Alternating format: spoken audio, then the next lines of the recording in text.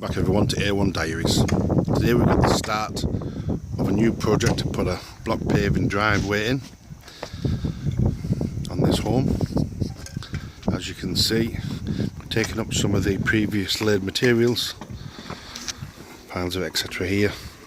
The client had put some edging in by himself, and basically it's some DIY jobs go wrong, and this one went quite wrong. So they've called us in to take it up and put it down properly. So basically you've got a hardcore base in here.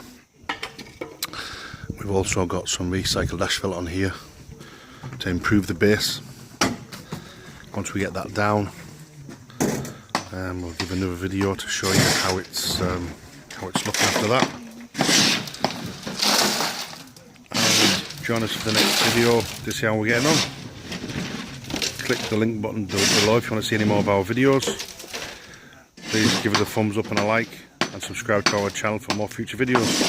Thank you very much for joining us, and we'll see you in part 2.